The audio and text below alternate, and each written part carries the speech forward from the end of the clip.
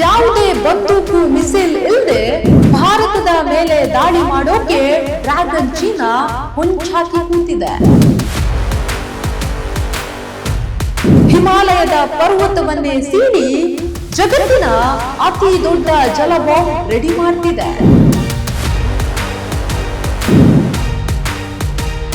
ಆ ಜಲ ಬಾಂಬ್ ಇರೋ ಸ್ಥಳದಲ್ಲಿ ಒಂದೇ ಒಂದು ಭೂಕಂಪ ಆದ್ರೆ ಸಾಕು, ಅಸ್ಸಾಂ, ಅರುಣಾಚಲ ಪ್ರದೇಶಗಳು ಕಂಪ್ಲೀಟ್ ಆಗಿ ನೀರಲ್ಲಿ ಕೊಚ್ಚಿ ಹೋಗ್ತವೆ. ಚೀನಾ ಅಂತಹ ಮಹಾ ವಿನಾಶಕ್ಕೆ ಪ್ಲಾನ್ ಮಾಡಿಕೊಂಡಿದ್ರು, ಭಾರತ ಸುಮ್ಮನಿದೆಯ? ಎಲ್ಲೂ ಬ್ರಹ್ಮಾಸ್ತ್ರ ರೆಡಿ ಇದೆ.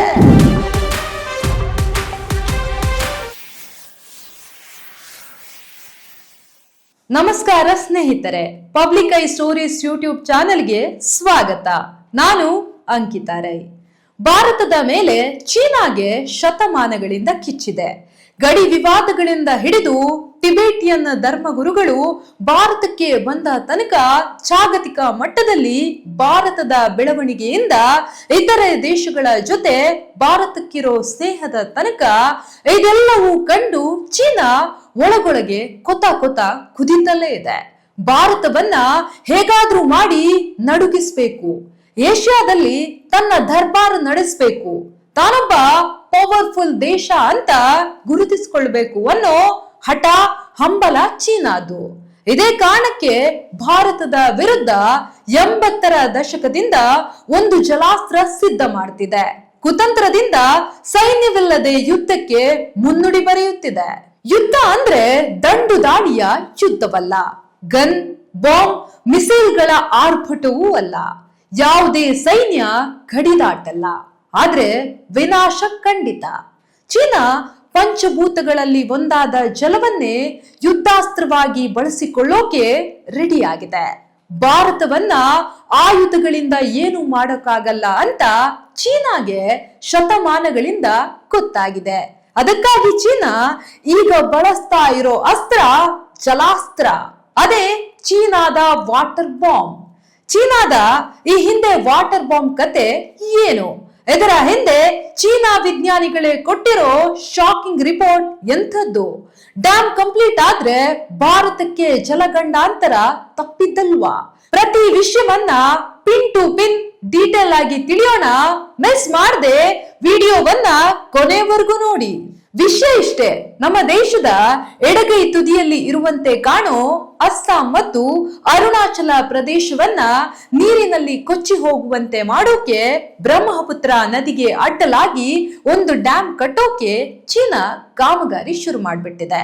ಇದು ಮಾಮೂಲಿ ಡ್ಯಾಮ್ ಅಲ್ಲ, ವಿಶ್ವದ ಅತಿ ದೊಡ್ಡ ಡೆಡ್ಲಿ ಡ್ಯಾಮ್. ಸ್ನೇಹಿತರೆ, ಚೀನಾದ ಈ ಪ್ರಾಜೆಕ್ಟ್ ಲಿಟ್ರಲಿ ಬ್ರಹ್ಮಾಂಡದ ಅತಿ ದೊಡ್ಡ ಎಂಜಿನಿಯರಿಂಗ್ ಸಾಹಸ. ಈ ಪ್ರಾಜೆಕ್ಟ್ಗಾಗಿ ಚೀನಾ ಖರ್ಚು ಮಾಡ್ತಿರೋದೆಷ್ಟು ಗೊತ್ತಾ? ಬರೋಬ್ಬರಿ ಅಂದಾಜು 14 ಲಕ್ಷ ಕೋಟಿ ರೂಪಾಯಿ. ಈ ಡ್ಯಾಮ್ ನ ಕಟ್ತಿರೋದೆಲ್ಲಿ ಗೊತ್ತಾ? ಅರುಣಾಚಲದ ನೆತ್ತಿ ಮೇಲಿರೋ ಟಿಬೆಟ್ ನಲ್ಲಿ. ಭಾರತದಲ್ಲಿರೋ ಬ್ರಹ್ಮಪುತ್ರ ನದಿಗೆ ಟಿಬೆಟ್ ನಲ್ಲಿ ಯಾರ್ಲುಂಗ್ ಸ್ಯಾಂಗ್ಪೋ ಅಂತಾರೆ. ಇದೇ ಟಿಬೆಟ್ ನಲ್ಲಿ ಈ ಪ್ರಾಜೆಕ್ಟ್ ಜುಲೈ 2025ರಲ್ಲೇ ಕನ್ಸ್ಟ್ರಕ್ಷನ್ ಸ್ಟಾರ್ಟ್ ಮಾಡಲಾಗಿದೆ. ಈ ಪ್ರಾಜೆಕ್ಟ್ ನ ಮೇನ್ ಅಜೆಂಡಾ ಕೇಳಿದ್ರೆ ಮೈ ಚುಮ್ ಎನ್ಸತ್ತೆ. ಚೀನಾ ಆ ನದಿಯನ್ನ ಅಂಡರ್ ಗ್ರೌಂಡ್ ಗೆ ಟರ್ನ್ ಮಾಡೋಕೆ ಹೊರಟಿದೆ. ಹೇಗ್ ಗೊತ್ತಾ? ಸುಮಾರು 25,500 ಅಡಿ ಎತ್ತರದ ನಾಮ್ಚಾ ಬರುವ ಪರ್ವತವನ್ನ ಕತ್ತರಿಸಿ ಅದರ ಒಳಗಡೆ ದೊಡ್ಡ ದೊಡ್ಡ ಸುರಂಗಗಳನ್ನ ನಿರ್ಮಿಸ್ತಿದೆ. ಸುಮಾರು 50 ಕಿಲೋಮೀಟರ್ ಉದ್ದದ ಆ ಸುರಂಗದಲ್ಲಿ ಈ ನದಿ ನೀರನ್ನ ಹರಿಸುತ್ತೆ. ಆ ನೀರನ್ನ 6,500 ಅಡಿ ಎತ್ತರದಿಂದ ಕೆಳಗೆ ಬೀಳುವಂತೆ ಮಾಡಿ ವರ್ಷಕ್ಕೆ 300 ಬಿಲಿಯನ್ ಕಿಲೋವ್ಯಾಟ್ ಕರೆಂಟ್ ಉತ್ಪಾದಿಸೋದು ಚೀನಾದ ಮಾಸ್ಟರ್ ಪ್ಲಾನ್. ಇದು ಸದ್ಯಕ್ಕೆ ಜಗತ್ತಲ್ಲೇ ಅತಿ ದೊಡ್ಡ ಡ್ಯಾಮ್ ಅನಿಸಿಕೊಂಡಿರೋ ಚೀನಾದ್ದೇ ಆದ ತ್ರಿಗೋರ್ಜಸ್ ಡ್ಯಾಮ್ ಗಿಂತ 3 ಟೈಮ್ ದೊಡ್ಡದಾಗಿರಲಿದೆ. ಚೀನಾ 300 ಬಿಲಿಯನ್ ಕಿಲೋವ್ಯಾಟ್ ಕರೆಂಟ್ ಉತ್ಪಾದಿಸೋಕೆ ಈ ಪ್ಲಾನ್ ಮಾಡಿದೆ ಅನ್ಕೊಂಡ್ರ? ಅದರ ಇಂಟೆನ್ಷನ್ ಬೇರೆನೇ ಇದೆ. ಅದರ ಬಗ್ಗೆ ಮುಂದೆ ಮಾತಾಡೋಣ. ಈಗ ಈ ವಾಟರ್ ಬಾಂಬ್ ವಿಷಯಕ್ಕೆ ಬರೋಣ. ಚೀನಾ ಟಿಬೆಟ್ ನಲ್ಲಿ ಡ್ಯಾಮ್ ಕಟ್ಟಿದ್ರೆ ಭಾರತಕ್ಕಿರೋ ಟೆನ್ಷನ್ ಎಂತದ್ದು? ಇದನ್ನ ವಾಟರ್ ಬಾಂಬ್ ಅಂತ ಕರಿತಿರೋದು ಯಾಕೆ? ಚೀನಾದ ಕುತಂತ್ರ ಎಂತದ್ದು ಅಂತ ಈ ವಿಷಯ ಕೇಳಿದ್ಮೇಲೆ ನಿಮ್ಗೆ ಅರ್ಥ ಆಗ್ಬಿಡತ್ತೆ. ಬ್ರಹ್ಮಪುತ್ರ ನದಿ ನಮ್ಮ ಈಶಾನ್ಯ ಭಾರತದ ಜೀವನಾಡಿ. ಅಸ್ಸಾಂ ಮತ್ತು ಅರುಣಾಚಲ ಪ್ರದೇಶದ ಕೋಟ್ಯಾಂತರ ಜನರು ಈ ನದಿಯನ್ನ ನಂಬ್ಕೊಂಡೇ ಜೀವನ ನಡೆಸ್ತಿದ್ದಾರೆ. ಚೀನಾದ ಆ ಪ್ರಾಜೆಕ್ಟ್ ನಿಂದ ಇಡೀ ನದಿ ಚೀನಾ ಕಂಟ್ರೋಲ್ಗೆ ಹೋಗ್ಬಿಡತ್ತೆ. ಅಷ್ಟೇ ಅಲ್ಲ, ಬೇಸಿಗೆ ಕಾಲದಲ್ಲಿ ನದಿ ನೀರನ್ನೆಲ್ಲ ಪ್ಲಾನ್ ಮಾಡಿರೋ ಸುರಂಗಗಳಿಗೆ ತಿರುಗಿಸಿ ಭಾರತಕ್ಕೆ ಹರಿಯೋ ನೀರಿಗೆ ಅಡ್ಡ ಹಾಕಿ ಅಸ್ಸಾಂ ಅರುಣಾಚಲ ಪ್ರದೇಶದಲ್ಲಿ ಹನಿ ನೀರಿಗೂ ಪರದಾಡುವ ಪರಿಸ್ಥಿತಿ ತಂದಿಡ್ಬೋದು. ಟಿಬೆಟ್ ನಲ್ಲಿ ಕಳೆದ ವರ್ಷವೇ ಈ ಡ್ಯಾಮ್ ನಿರ್ಮಾಣ ಶುರುವಾಗಿದೆ. ಚೀನಾ ಅನ್ಕೊಂಡಂತೆ ನಡೆದ್ರೆ 2030 ಟೈಮ್ಗೆ ಈ ಡ್ಯಾಮ್ ಕಂಪ್ಲೀಟ್ ಆಗೋ ಚಾನ್ಸ್ ಇದೆ. ಚೀನಾ ಈ ಡ್ಯಾಮ್ ಕಟ್ತಾ ಇರೋದು 300 ಬಿಲಿಯನ್ ಕಿಲೋವ್ಯಾಟ್ ಕರೆಂಟ್ ಉತ್ಪಾದಿಸೋದಕ್ಕಲ್ಲ. ಅದರ ಇಂಟೆನ್ಷನ್ ಬೇರೆನೆ ಇದೆ ಅಂದ್ವಿ ಅಲ್ವಾ?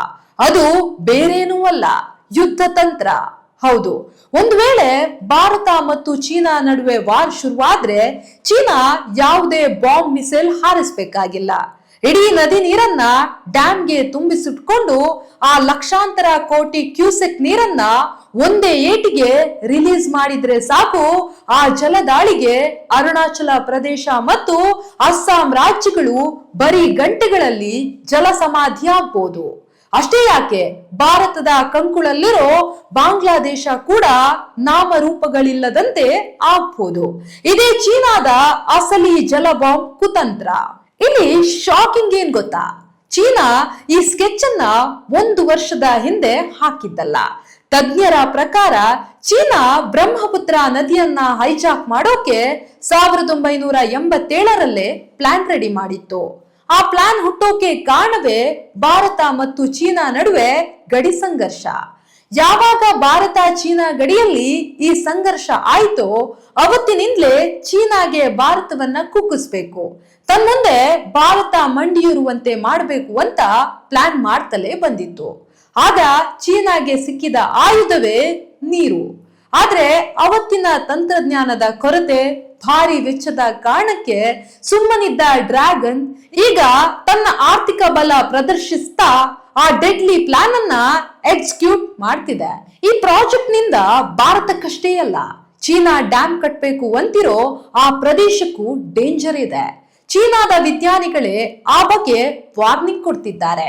ಚೆಂಗುಡು ತಂತ್ರಜ್ಞಾನ ಯೂನಿವರ್ಸಿಟಿ ಮತ್ತು ಚೀನಾ ಭೂವೈಜ್ಞಾನಿಕ ಸರ್ವೆಯ ವಿಜ್ಞಾನಿಗಳು ಈ ಸಂಶೋಧನೆ ನಡೆಸುತ್ತಿದ್ದಾರೆ.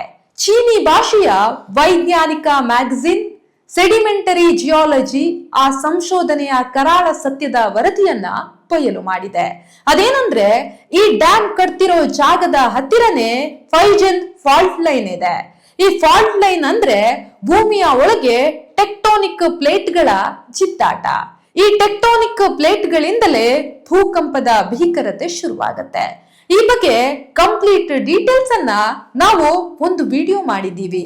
ಆ ವಿಡಿಯೋ ಬಯೋದಲ್ಲಿದೆ. ಭೂಕಂಪದ ಬಗ್ಗೆ ಅಚ್ಚರಿ ಮಾಹಿತಿ ಅದರಲ್ಲಿದೆ. ಒಂದ್ಸರಿ ಅದನ್ನು ನೋಡಿ. ಈ ಪೈಜನ್ ಫಾಲ್ಟ್ ಲೈನ್ ಅನ್ನೋದು ಟೆಕ್ಟೋನಿಕ್ ಪ್ಲೇಟ್ಗಳು ಕಂಟಿನ್ಯೂಸ್ಲಿ ಬಿರುಕು ಬಿಡ್ತಾ ಇರೋ ಜಾಗ. ಈ ಭಾಗದಲ್ಲಿ ಇಂಡಿಯನ್ ಮತ್ತು ಯುರೇಷಿಯನ್ ಪ್ಲೇಟ್ಗಳು ಸದಾ ಡಿಕ್ಕಿ ಹೊಡ್ಕೊಳ್ತಲೇ ಇರ್ತವೆ.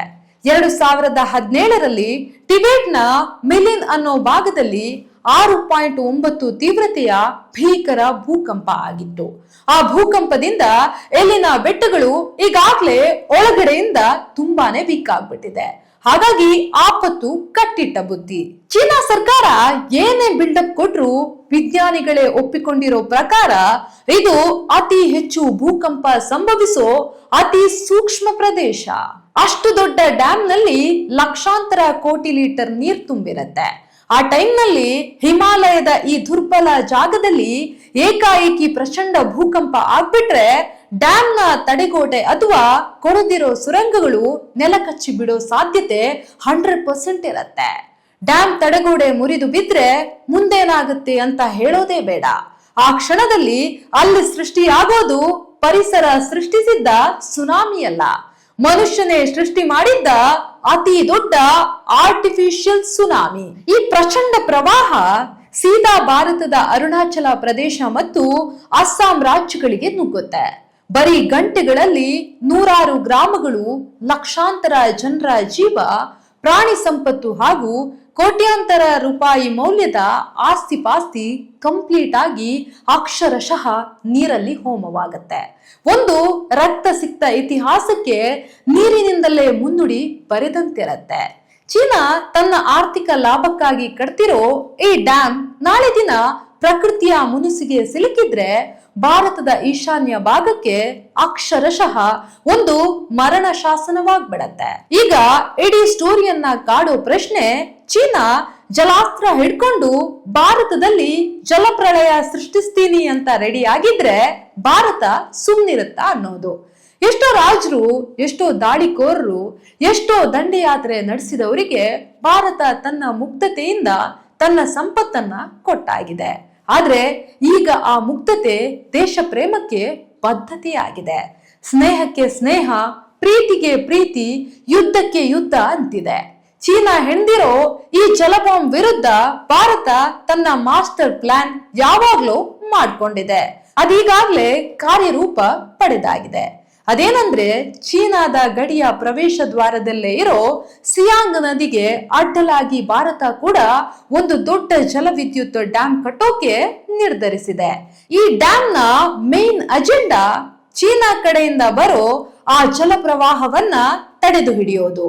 ಒಂದು ವೇಳೆ ಚೀನಾ ಅವರ ಡ್ಯಾಮ್ ನಿಂದ ಏಕಾಏಕಿ ನೀರು ಬಿಡುಗಡೆ ಮಾಡಿದ್ರು, ಭಾರತದ ಈ ಸಿಯಾಂಗ್ ಡ್ಯಾಮ್ ಆ ಪ್ರಳಯದ ನೀರನ್ನ ಹತೋಟಿಗೆ ತಂದು ನಮ್ಮ ಭಾಗದಲ್ಲಿ ಜನಜೀವನ ಅಸ್ತವ್ಯಸ್ತವಾಗದಂತೆ ತಡೆಯೋ ಶಕ್ತಿ ಹೊಂದಿರತ್ತೆ. ನೆರೆಯ ಬಾಂಗ್ಲಾದೇಶ ಕೂಡ ಚೀನಾದ ಈ ಏಕಪಕ್ಷೀಯ ನಿರ್ಧಾರವನ್ನ ವಿರೋಧಿಸಿದ್ದು ಭಾರತದ ಈ ಹೆಜ್ಜೆಗೆ ಸಾಥ್ ಕೊಟ್ಟಿದೆ.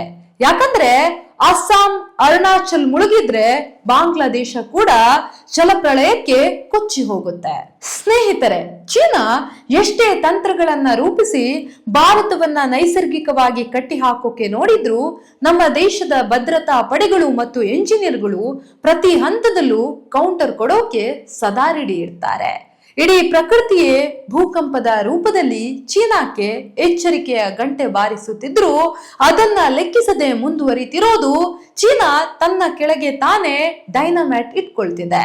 ಈ ಡ್ಯಾಮ್ಗಳ ಕವಚಗಳ ಬಗ್ಗೆ, ಜಲಾಸ್ತ್ರದ ಯುದ್ಧದ ಬಗ್ಗೆ ನಿಮ್ಮ ಅಭಿಪ್ರಾಯ ಏನು? ಚೀನಾದ ಈ ಅಪಾಯಕಾರಿ ನಡೆಯನ್ನ ಭಾರತ ಹೇಗೆ ಎದುರಿಸಬೇಕು ಅನ್ನೋದನ್ನ ಕಮೆಂಟ್ ಮಾಡಿ ತಿಳಿಸಿ. ವಿಡಿಯೋ ಇಷ್ಟ ಆಗಿದ್ರೆ ಲೈಕ್ ಮಾಡಿ, ನಿಮ್ಮ ಸ್ನೇಹಿತರೊಂದಿಗೆ ಶೇರ್ ಮಾಡಿ ಮತ್ತು ನಮ್ಮ ಚಾನೆಲ್ ಅನ್ನ ಸಬ್ಸ್ಕ್ರೈಬ್ ಮಾಡ್ಕೊಳ್ಳಿ.